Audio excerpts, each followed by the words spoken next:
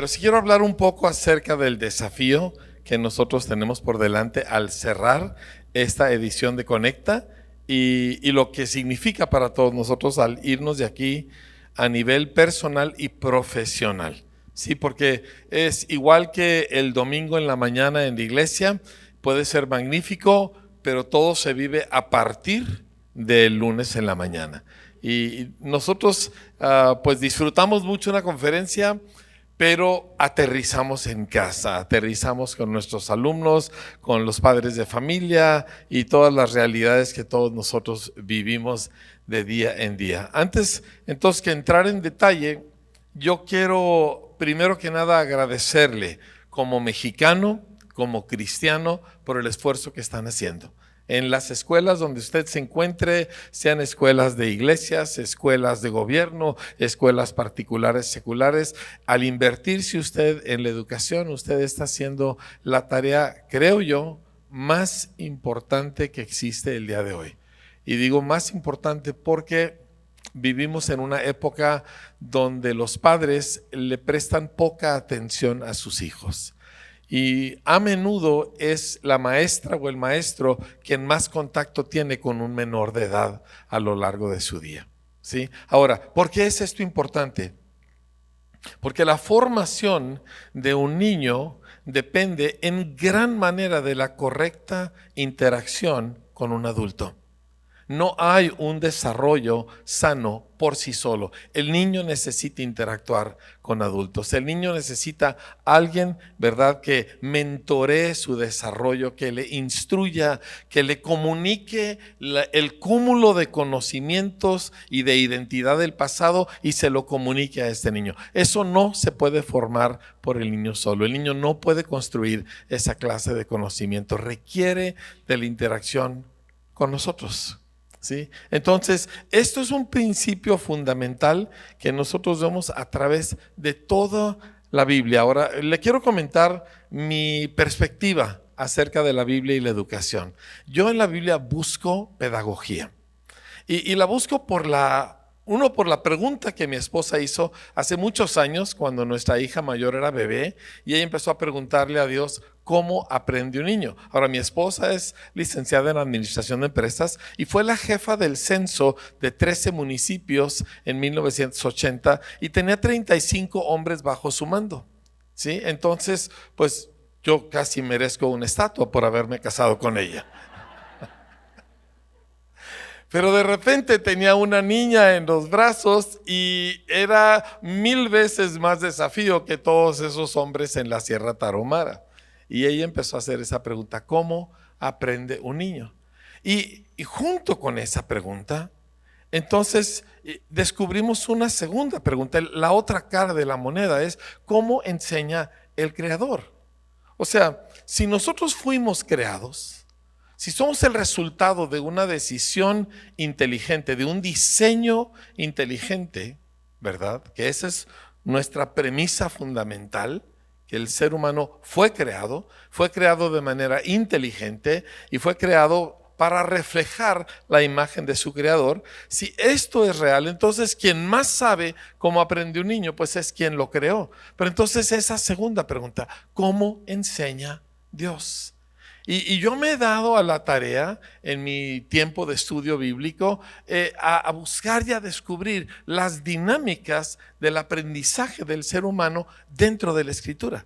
No solo qué sucedió, sino cómo sucedió. Y de ahí descubrimos, pues, por ejemplo, que a lo largo de la Biblia Dios provee a personas de experiencias y luego de ahí desarrolla todo un entendimiento y una práctica transformadora en la persona. Pero también descubrimos casi desde el principio de la Biblia, de hecho lo vemos claramente de manera expresa desde el capítulo 18 del primer libro, que es Génesis, que la interacción del adulto con el niño determinaría el avance de ese linaje. Ahora, esto es algo que los judíos han entendido y han practicado por mucho, mucho tiempo. Le comparto algo que algunos de ustedes ya han escuchado. Hace 3 años yo tuve el privilegio de hacer un viaje de estudios a Israel. No fui como turista, no me gusta mucho hacer turismo. Yo quería saber ¿por qué Israel produce la cantidad de nuevas empresas que produce? Porque la nación que más empresas nuevas produce es Estados Unidos de Norteamérica, pero Estados Unidos tiene 330, 340 millones de habitantes. La tercera nación que produce más empresas nuevas es la China, ¿sí? La República Popular de China, pero ellos tienen 1.300 millones de habitantes. Pero el segundo lugar es Israel, con 9 millones de habitantes. Yo dije, ¿cómo le hacen? O sea, porque eso significa que todo el mundo está produciendo nuevas empresas y yo me di a la tarea de preguntar. Yo fui a visitar escuelas, yo hablé con rabinos, yo hablé con empresarios, yo hablé con soldados, yo hablé con toda la gente que pude hablar y descubrí una serie de cosas muy, muy interesantes acerca de su cultura que puedo ver claramente reflejada en las escrituras. Por eso le hablo de este proceso de aprendizaje. Y una de las cosas, hay muchas que le pudiera comentar, pero solo quiero tocar una o dos. Y esta nos la enseñó un rabino joven, y me acuerdo que nos explicó que en la cultura de los judíos, de los israelíes, cuando son las fiestas de su historia, ¿verdad? La fiesta de los tabernáculos, la fiesta de Yom Kippur, etcétera. Entonces se reúnen las familias extendidas, todos engalanados, ¿verdad? Y luego es la responsabilidad de los niños hacerle preguntas a los adultos. Y de esta manera los adultos contestan las preguntas y les imparten la historia de su nación, de su identidad, de sus creencias, de sus convicciones. Y yo como mexicano me asombré porque en las fiestas de nosotros los mexicanos, cuando se juntan las familias, pues nosotros les decimos a los niños, váyanse a ver la tele o váyanse al patio dejen que los adultos podamos hablar. Pero entre ellos, el catalizador de la conversación son los niños. Y eso me maravilló. Hubo muchos otros elementos parecidos a estos que yo descubro. Y a la medida que empiezo a buscar en las escrituras, encuentro de dónde sale esa práctica, ¿sí? Y de hecho, el primer lugar donde la encontramos está en una de las historias más famosas de la Biblia, que es el Éxodo, cuando nace la nación de Israel. Y en el capítulo 12 de Éxodo, cuando pues se supone que Dios les está hablando de la salida y de la nueva tierra donde van a ir y del mar que van a cruzar y de todas esas cosas, nada de eso aparece. Lo que aparece es que Dios les dice, cuando tu hijo te pregunte, ¿por qué hacemos esto y esto y aquello? Y cuando tu hijo te pregunte, ¿qué significa este monumento? Y cuando tu hijo te pregunte, y luego te vas a Deuteronomio, y luego te vas al libro de Josué, y luego te vas al libro de Proverbios, y por todas partes encuentras esta dinámica de hijos preguntándole a los adultos. Ahora, en la cultura escolar nuestra, eso no es muy frecuente, ¿sí? Los niños normalmente levantan la mano porque quieren ir al baño. Nosotros lo hacemos así, ¿verdad? Sí, pero normalmente no van a hacer preguntas. O la segunda razón que levantan la mano es porque ya saben lo que el maestro quiere que diga, lo cual no es aprendizaje en ninguna manera. Entonces, todo esto me fascinó porque empecé a encontrar elementos claves de la experiencia de aprendizaje. Algo que dijo la doctora Eintvist es que se requiere conocimientos previos.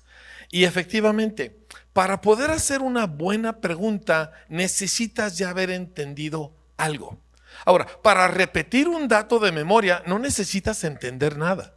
Y memorizar es una parte importante de la educación, pero solo memorizar pues no produce lo que estamos buscando.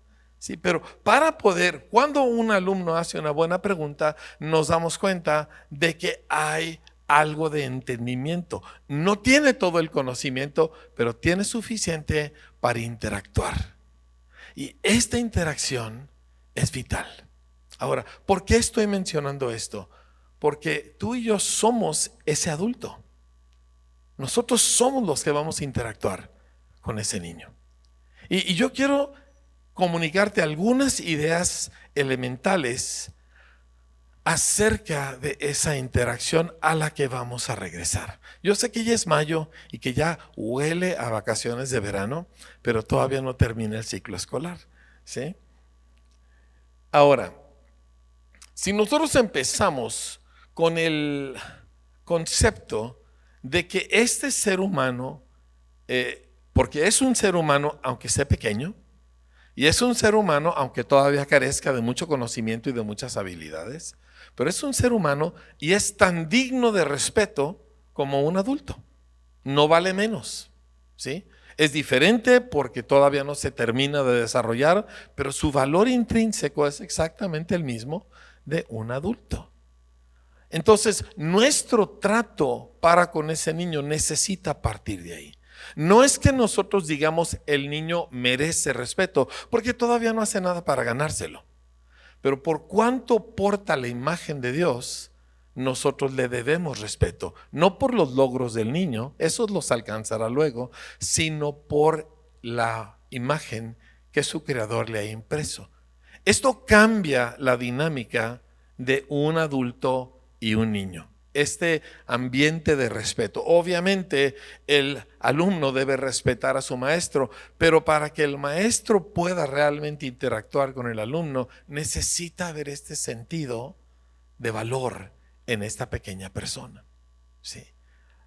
Ahora, a partir de ahí, nosotros empezamos a buscar a entender, bueno, cómo es esta persona. Y lo primero que quiero tocar es lo siguiente. El niño es un ser afectivo. ¿Por qué? Porque Dios es un ser afectivo.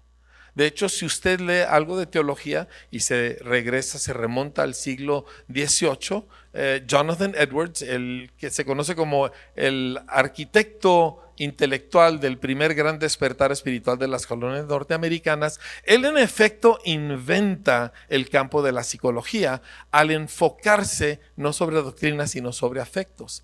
Dios es afectivo y el ser humano por lo tanto lo es también. Y nosotros tomamos la mayoría de nuestras decisiones basadas en nuestros afectos y no en nuestra información. Por lo menos así iniciamos, ¿sí? Usted sabe cuando es bienvenido en una casa, usted sabe cuando a alguien le da gusto encontrarse con usted y también sabe cuando es lo contrario. Se perciben estas cosas. ¿Sí? Pues el niño también lo sabe. El niño sabe cuando al maestro le gusta ser maestro. El niño sabe cuando al maestro le gusta la materia que está enseñando, cuando se emociona acerca de esa materia. El niño capta todas estas cosas y no porque las procese de manera consciente, pero sí definen mucha de la respuesta del niño hacia su maestro. Esto es muy importante.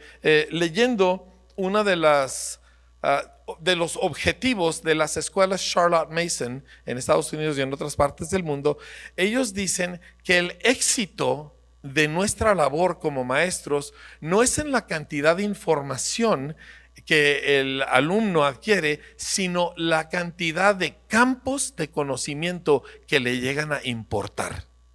Y entre más cosas le importan, si estamos hablando de ciencias o de matemáticas, no que necesariamente sea el mejor en esas materias, pero que él sabe que son importantes y le importan personalmente a él. Si nosotros logramos impartirle eso al alumno, entonces garantizamos su aprendizaje futuro cuando ya no está bajo nuestra instrucción. Pero yo no puedo hacer que a mi alumno le importe algo que a mí no me importa. Si yo no me emociono con la lectura de un libro, si yo no me emociono con un libro de historia, yo en lo particular soy fan de la historia. Si usted me da un libro de historia de este tamaño, no voy a dormir esa noche por estarlo leyendo, porque es parte de lo que se desarrolló en mi propia infancia. Pero el asunto es, si a mí me importa la historia, la voy a enseñar de una manera mucho más interesante que si simplemente estoy dando información, ¿verdad? Porque de hecho la historia es como una especie de increíble telenovela mexicana, ¿verdad que sí? Sí, hay malos y buenos y brujas y tontos y todo eso igualito que en las telenovelas, ¿sí? Nada más que estas son verdad y normalmente mucho más interesantes que las telenovelas que son tan superficiales y todas básicamente con el mismo, con la misma línea, la misma trama. Entonces, el alumno capta a su maestro, capta dónde está su maestro. El maestro necesita entonces darse a la tarea de resucitar su propio amor por el conocimiento. Y aquí es parte del desafío que yo quiero lanzar a cada uno de nosotros. Ninguno de nosotros puede descuidarse a sí mismo en su propio proceso de aprendizaje continuo. Y no es por saber más, y no es por lograr un escalafón en el sistema, es porque yo quiero crecer. ¿Sí? Yo quiero ser mejor, no solo como maestro, quiero ser mejor como aprendiz. ¿Sí? Esto es absolutamente vital. Ahora, parte de la razón de ello, y voy a divagar un poquito aquí, es porque todos nosotros somos el producto de un sistema de educación. Y si somos honestos, y si leemos algo de información acerca de las pruebas Planea o antes llamadas Enlace o de las pruebas PISA, ¿verdad? Que yo ayer y hoy estuve viendo los resultados de México de las que se aplicaron en el 22, que no salen hasta diciembre y quiero que diciembre se pase desapercibido porque sospecho que no nos habrá ido nada bien. ¿Sí? Todos sabemos que nuestro modelo educativo real en nuestro país es terriblemente deficiente. Ahora, ¿por qué lo menciono? Porque nosotros somos productos de ese mismo modelo. Entonces, no puedo asumir que yo tengo una buena educación. Necesito cerciorarme. Y lo más seguro es que yo necesito invertir tiempo en mi propia educación. ¿Por qué? Porque, mire, me gusta decirlo de esta manera. No es tu culpa que no te guste leer, pero sí es tu responsabilidad. ¿Sí? Probablemente te enseñaron con algún libro, ¿verdad? No sé, el Cid Campeador en tercero de primaria, ¿verdad? Y obviamente, ¿verdad? No hiciste conexión, o qué sé yo. Alguno de esos maestros que era terriblemente aburrido y agresivo. El punto es este, quizá no fue tu culpa, pero ahora es tu responsabilidad. Llegar a amar la lectura, llegar a leer y aprender y entender lo que estás leyendo es un deber de todo aquel que es maestro. ¿Cómo voy yo a enseñarle a mi alumno a leer 10,000 palabras al día? ¿Cómo voy a darle lecturas en sus diferentes materias si yo mismo no lo hago? ¿Sí? Esto es vital. Ahora, adicional a eso, en el dominio del lenguaje, y aquí quiero abarcar otro elemento muy sencillo y vitalmente importante. De todos los seres visibles, es decir, con cuerpo de carne y hueso, somos los únicos que compartimos con Dios lenguaje. No lo hacen los delfines, no lo hacen los canes, por muy inteligentes que sean, no lo hace ningún animal, solo el ser humano. Es un ser visible que comparte con Dios lenguaje. Y yo creo que el lenguaje es una parte esencial de la imagen de Dios en el ser humano. Porque a veces hablamos de que el ser humano fue hecho a la imagen de Dios y lo vemos en una especie de modo etéreo, no muy definido, místico, pero yo creo que esto aterriza a muchos elementos específicos, siendo el lenguaje el primero de ellos. Porque si algo vemos acerca de Dios es que Dios comunica, ¿sí? Y por lo tanto nosotros comunicamos y necesitamos comunicación. Y por eso confinamiento solitario es el castigo más duro y más destructivo que se le puede dar a una persona, porque el ser humano necesita interacción y necesita comunicación. Entonces, cuando nosotros tomamos a un ser humano y reducimos su lenguaje y reducimos su vocabulario, en efecto estamos reduciendo la imagen de Dios, estamos reduciendo su humanidad. Y lo estamos haciendo más un animalito. Cuando hablamos acerca de niños y a veces jóvenes que tienen menos de 1,000 palabras en su vocabulario, nosotros hemos reducido algo que era maravilloso a algo que es poco más que un animalito. Miren, permítanme hablar de lo que vimos hoy con Jason. ¿sí? Jason es un intelectual superlativo. Lee más libros que 10 de nosotros juntos. Y se le nota, ¿verdad? Su vocabulario, su manera de manejar frases y lenguaje es verdaderamente extraordinario. Pero además de eso es apasionado. Se le ve la emoción por aquellas cosas que escribe y por las personas que le rodean. Y es espiritual porque vemos su profunda devoción a Dios y es increíblemente artístico y todo esto junto. Y qué belleza. Eso es un ser humano. Se ve algo de quién Dios es cuando ves una persona que reúne estos componentes.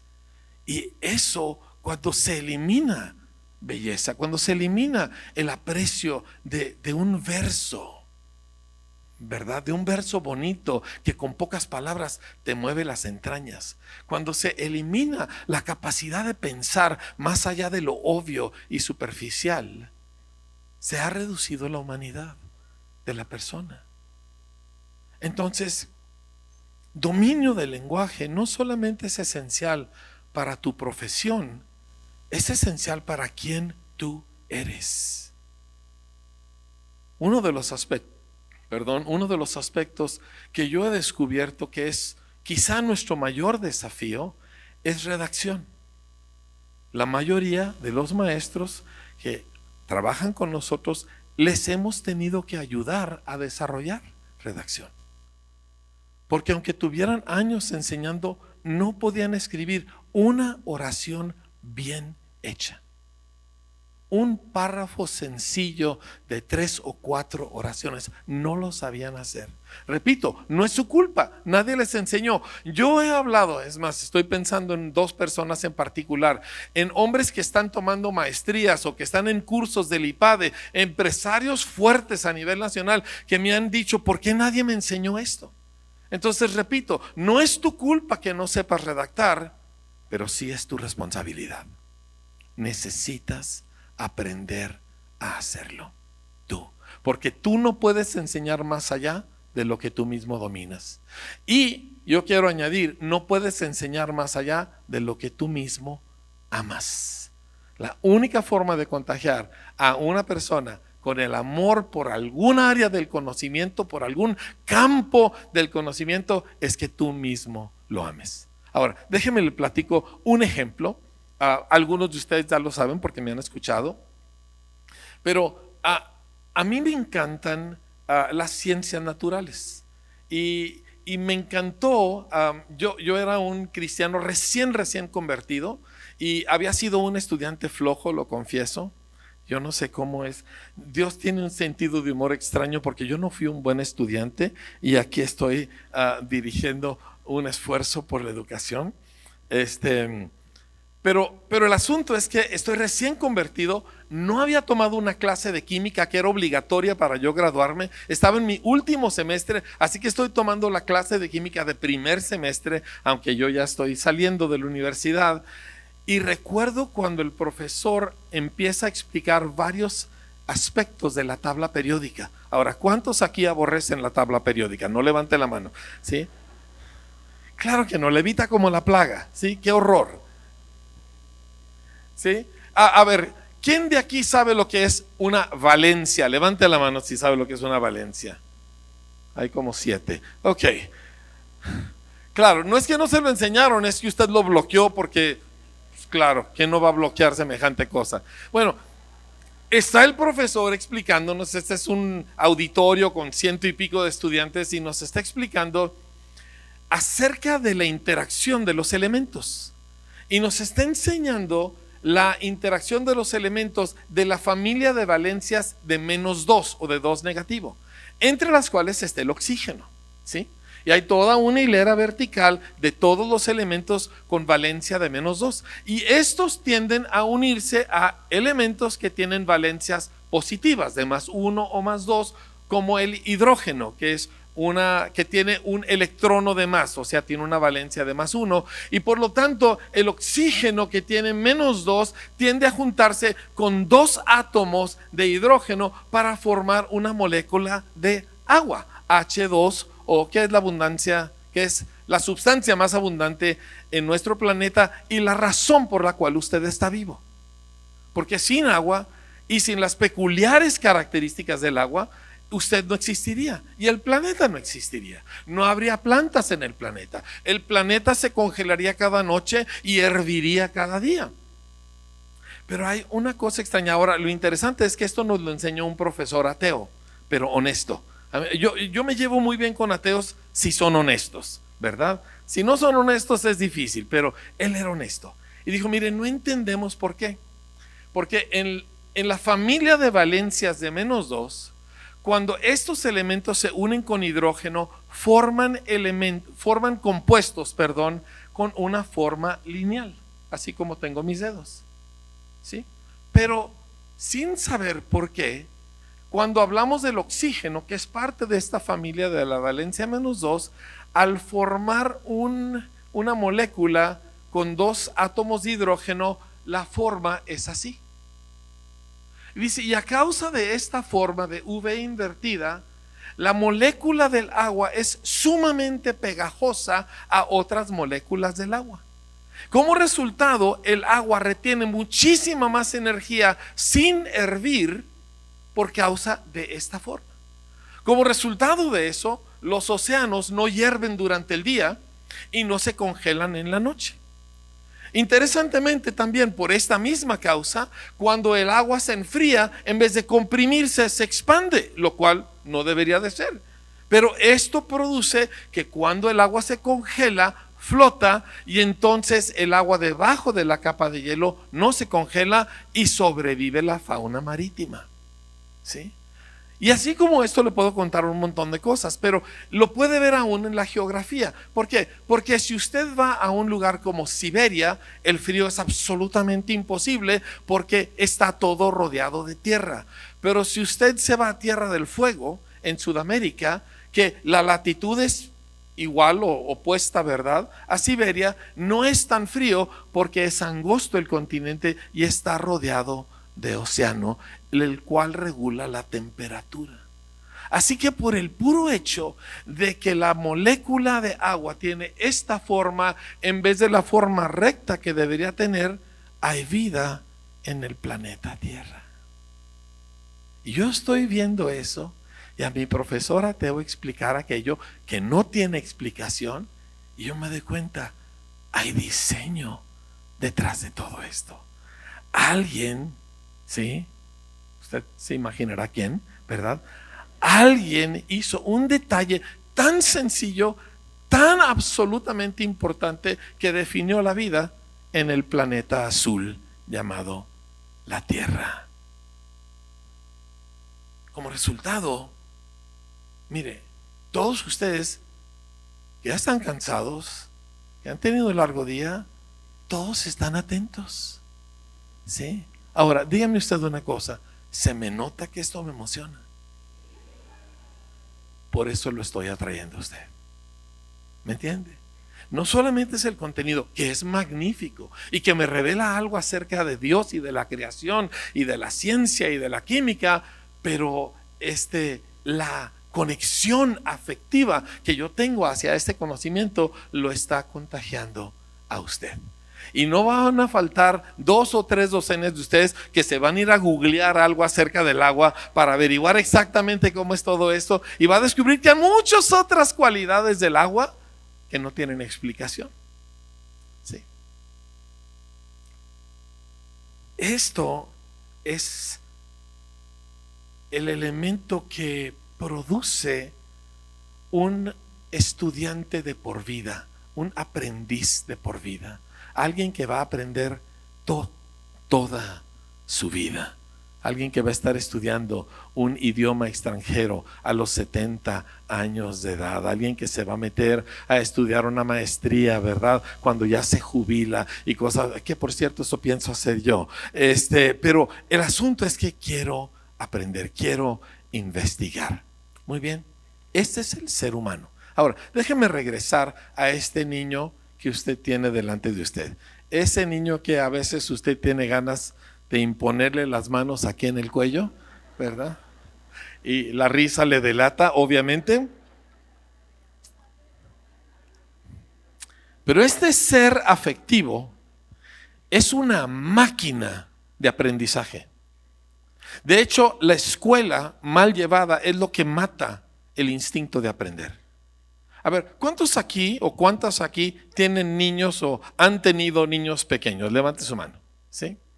¿Cuál es la experiencia? Mamá, ¿por qué ella tiene un saco con flores? Y mamá, ¿por qué ella lo trae con cuadritos? Y mamá, ¿por qué ese señor no tiene cabello? Ni el de arriba tampoco, ¿sí? Y mamá, ¿por qué? Y hasta que la mamá voltea y dice, ya cállate, ya me vuelves loco, ¿sí? Se calcula que un niño típico se hace alrededor de 400 preguntas al día. Es una máquina de aprender. Entonces lo que nosotros queremos es conectarnos con esto que ya está dentro. O sea, se ha demostrado un montón de veces que el niño ya trae lenguaje adentro, solamente es ver en qué parte y con cuál idioma se va a conectar, que ya trae matemáticas. ¿Usted no me cree? Mire, yo soy abuelo. Los abuelos somos más listos que los papás. De hecho, yo calculo que todos los abuelos somos básicamente papás arrepentidos, ¿verdad? Que queremos reparar con nuestros nietos lo que no hicimos con nuestros hijos. Pero mire, usted quiere saber matemáticas, vaya con mi nieto de 1 año, ¿verdad? En su mano ponga 3 dulces y en la otra ponga 10 y dígale, ¿cuál quieres? Su niño entiende el concepto de más y menos. ¿Me entiende? Su niño, si usted hace una suma sencilla delante de un infante y da la respuesta equivocada, el infante se le quedará mirando, porque no tiene sentido, a pesar de que él todavía no tiene todavía lenguaje suficiente para poder aprender. Bien, el punto es este: tiene una persona inteligente que hace 1000 preguntas, por lo tanto requiere un trato inteligente. Necesitamos prestar atención a esta persona con la que estamos nosotros trabajando y necesitamos nosotros tener altas expectativas para cada uno de ellos. Eso no sucede en automático, requiere del adulto que interactúa, pero nuestras expectativas para un niño necesitan ser elevadas. Ahora mire, yo veo que la mayoría de ustedes son mucho más jóvenes que yo, pero sí veo 2 o 3 macizos entre nosotros, ¿sí? Así nos gusta decirles. El asunto es este: si usted tiene más de 65 años de edad, para usted pasar de primero a segundo año de primaria en una escuela de gobierno, usted tenía que poder leer 60 palabras por minuto en voz audible. Y eso era para pasar de panzazo, como se decía, ¿sí? Para sacarse un 10 tenía que leer 120 palabras por minuto en voz audible. Si usted habla con la mayoría de los muchachos de prepa el día de hoy, no pueden leer ese número de palabras. Las tablas de multiplicación en primero de primaria. Caligrafía, primero de primaria. Entonces la idea de que el niño no puede, son ideas de gente. Mire, yo no voy a juzgar a nadie, pero están equivocadas. No son ideas correctas. Tenemos altas expectativas de nuestros alumnos porque fueron creados con un diseño inteligente y su capacidad rebasa lo que nosotros imaginamos. Entonces le quiero dar un par de elementos críticos que usted llevarse en mente. 1, el ambiente de la escuela, que se ha mencionado varias veces en el taller de mi esposa, en las pláticas de la doctora. La escuela necesita ser un lugar seguro, donde no va a haber la amenaza de humillación pública o de abuso físico, ya sea de compañeros o de maestros. Por lo tanto, en nuestro colegio, en nuestros colegios, no se permite al maestro descansar en el recreo, porque el maestro tiene que vigilar el recreo. Porque en 20 minutos de recreo se deshacen 2 semanas de trabajo, así. Entonces se vigila eso y se cuida para que no haya abuso. De hecho, yo una norma que he pedido a nuestros maestros, bueno, no se las pedí, más bien es una orden, es que si hay un caso de mofa en el salón, automáticamente se para la clase, se acaba el tema, porque es más importante resolver eso que la información que en ese momento se estaba dando. Ahora, no se va a lastimar al niño que hizo la mofa, pero tampoco se puede dejar así. ¿Por qué? Porque lo que va a suceder es que ya nunca nadie va a volver a preguntar o a contestar. ¿Por qué? Nadie quiere que lo humillen delante de los demás. Entonces nuestra escuela necesita ser un lugar seguro. Y es importante que nuestras escuelas, hablando nuevamente de la pedagogía de Dios, sean lugares físicamente atractivos. No estamos hablando de lujos ni de cosas, pero estamos hablando de limpios y bien alusados, ¿verdad? Que las ventanas estén limpias, que no estén todas manchadas, que las paredes no estén llenas de 58 láminas de sabrá Dios qué temas, ¿verdad? Sino que aquello sea atractivo. A ver, todo el mundo diga conmigo así despacito, silabeando, atractivo. Que su alumno quiera entrar en su salón de clases. ¿Por qué? Porque es bonito. No tiene que ser lujoso, pero sí necesita apelar al sentido de belleza. ¿Por qué nos mueve cuando oímos a un poeta como Jason? Porque belleza es esencial para el ser humano. Necesitamos belleza. ¿Sí? Interesantemente, normalmente lo que el hombre hace no es tan bonito. Las ciudades tienden a ser feas, ¿verdad? Con excepciones de barrios ricos y algunos centros bien diseñados, ¿verdad? Pero usted se sale a la naturaleza, es un desierto, es un bosque, es una playa y aquello inspira. Nos gustan esos lugares porque fuimos diseñados para belleza. Y lo encuentra en la primera habitación del ser humano, que dice que Dios plantó árboles deliciosos a la vista. Era un lugar bonito. Haga su escuela un lugar atractiva para sus niños y no la llene de fantasía. No la llene de Frozen y de Blancanieves y de todo lo demás. Todos esos monos bidimensionales con solo 3 dedos en vez de 4, ¿verdad? Nunca he entendido por qué Disney le quiso mochar un dedo a todas sus caricaturas, pero no es por ahí. El mundo es mucho más interesante que cualquier caricatura popular. ¿Sí? Bueno, avanzo, porque no tengo mucho tiempo y quiero darle el desafío.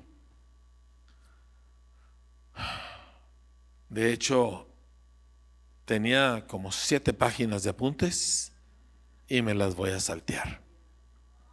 No tengo que.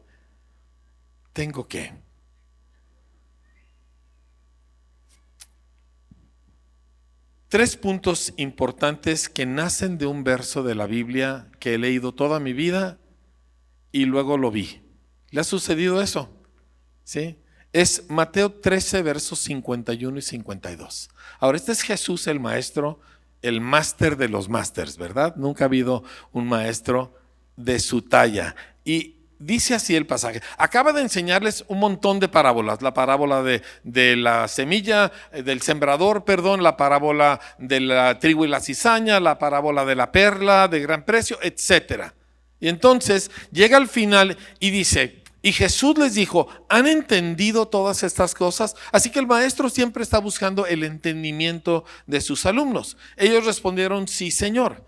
Él les dijo, por eso todo maestro preparado, ya sé que una traducción dice todo escriba docto, pero ese es castellano antiguo. Entonces, por eso todo maestro preparado, dice, en el reino de los cielos es semejante a un padre de familia. ¿Qué es un padre de familia en el diseño de Dios? Es un adulto a tu favor. Es un adulto al que te le quieres acercar. ¿No me cree? Véame con mis nietos. Porque un abuelo simplemente es un mejor papá, ¿verdad? Y mis nietos no tienen miedo. Vienen, corren, quieren, ¿verdad? Llegamos y empiezan a gritar abu, abu, ¿verdad? Y todos vienen y me besan y me abrazan y todo, porque no me tienen miedo, aunque estoy más grandote y no estoy muy bonito, que digamos. Y sin embargo, ellos quieren estar cerca, porque soy un adulto a su favor y lo saben. El maestro es así. El alumno percibe, este adulto está a mi favor. Y si se lo comunica, como nos dijeron, tell them, dígaselos, ¿verdad? Con mayor razón. Entonces, el alumno quiere imitar al adulto. El alumno quiere la aprobación de este adulto. El alumno quiere tener acceso sin temor a este adulto. Entonces, el gesto o como decimos aquí en México, el cejazo, ¿verdad? La expresión de ya me tienes harta no cabe en nuestro lugar, en nuestra función. No es aceptable. Si usted se fija en el maestro, los niños se le acercaban y se le acercaban con gusto. Vaya, era una figura pública rodeado de multitudes y sin embargo sentían que se podían acercar. Estos son elementos fundamentales. Otras cosas. El maestro es un experto en su materia, le enseña con entusiasmo. Ya mencioné esto, pero quiero tocar el siguiente punto al respecto. Nosotros, ante un claro plan, o ante la falta, perdón, de un claro plan, por naturaleza nos revertimos a nuestra propia experiencia. Así que si yo fui enseñado, ¿verdad?, de una manera no muy constructiva, no muy efectiva, y yo no estoy bien claro acerca de qué voy a hacer con este grupo, en automático yo voy a hacer lo que hicieron conmigo. Y repito, nosotros no venimos de un buen sistema educativo. No es mi objetivo criticar, pero es la realidad. Entonces yo no me puedo dar el lujo de entrar a un salón impreparado. Impreparado psicológicamente, impreparado físicamente, ¿verdad? No puedo estar cansado, no puedo estar mal alimentado, no puedo estar fuera de condición, e impreparado académicamente. No puedo hacer eso, porque en automático voy a hacer lo que hizo aquel profe que tuve o aquella maestra que tuve que francamente no me sirvió. Entonces este es el desafío.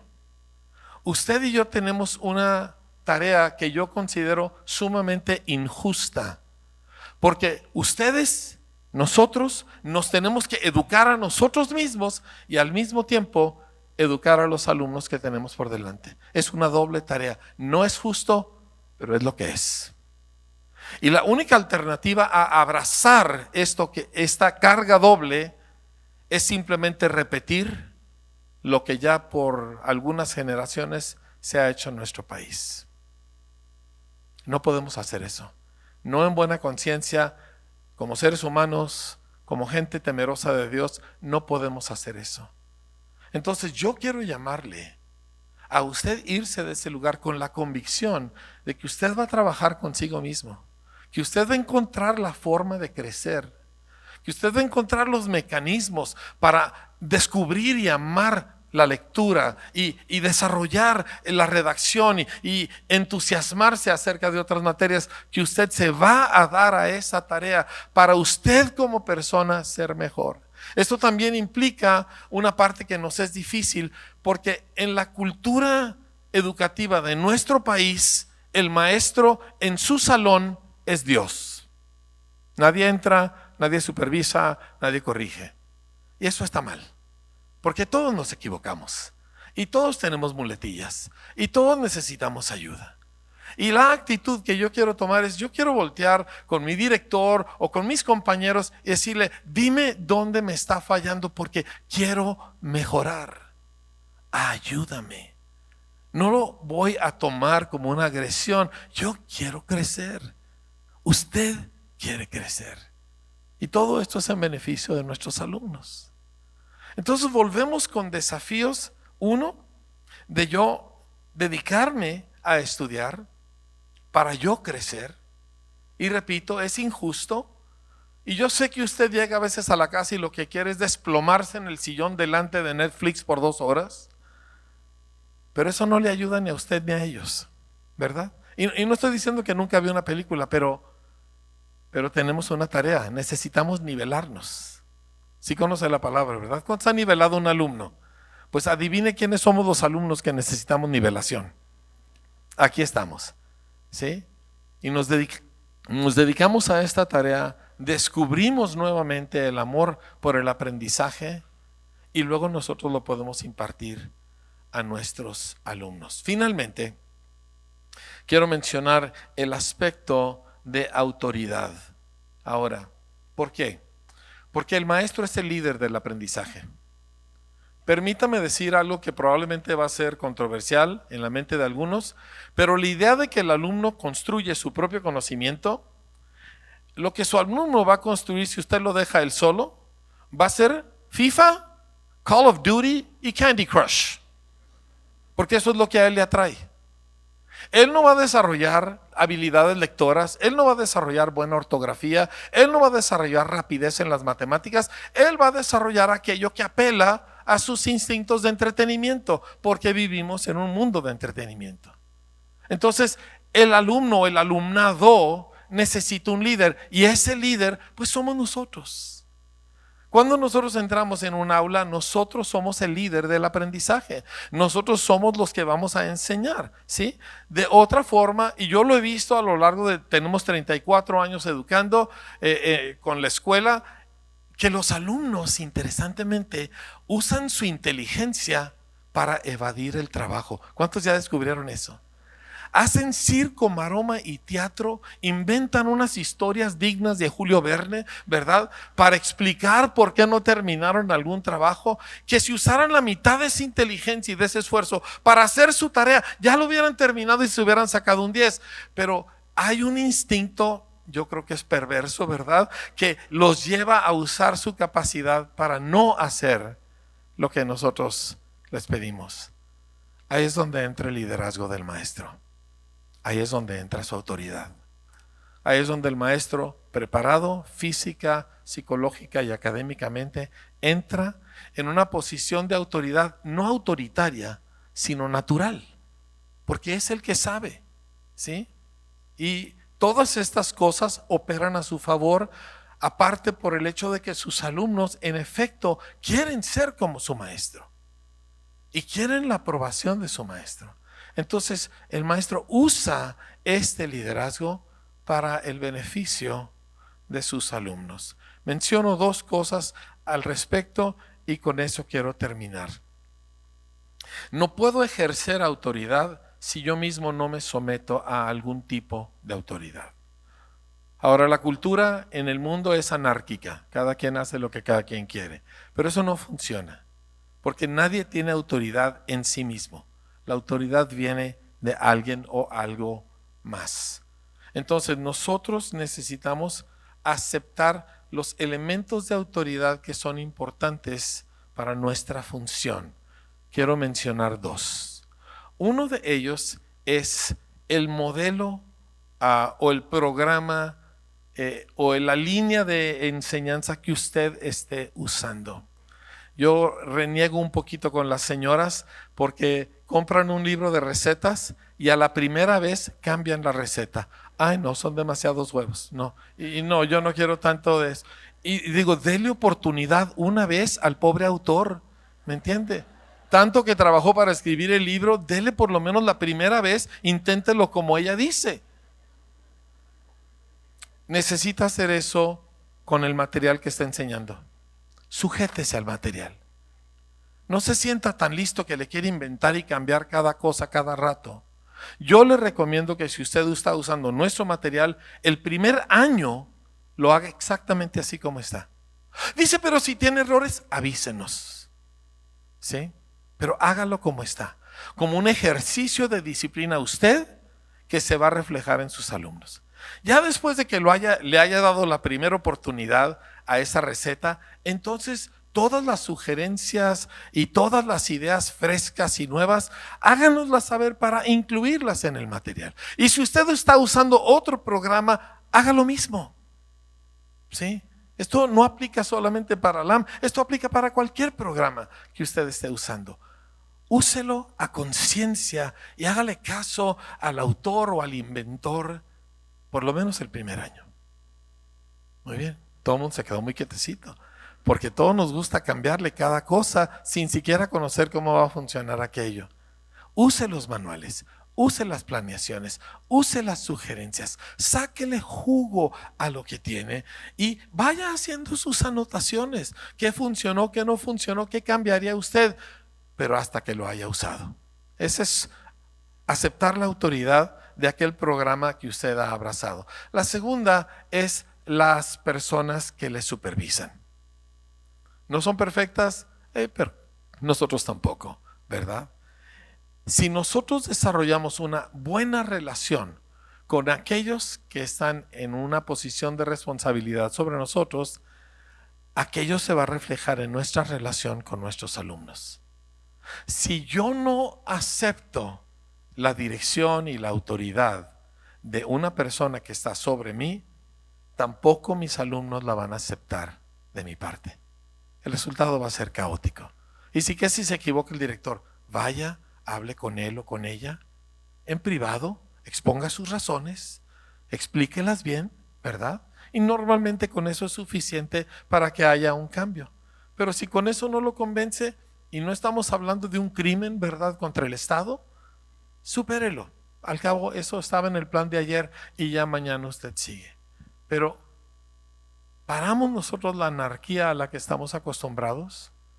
Empezamos a formar un ambiente ordenado, no solamente en la colocación adecuada de los artefactos físicos, sino en cómo funcionamos nosotros por dentro. Bueno, yo no soy muy bueno para cierres así dramáticos, así que el fin, con esto termino.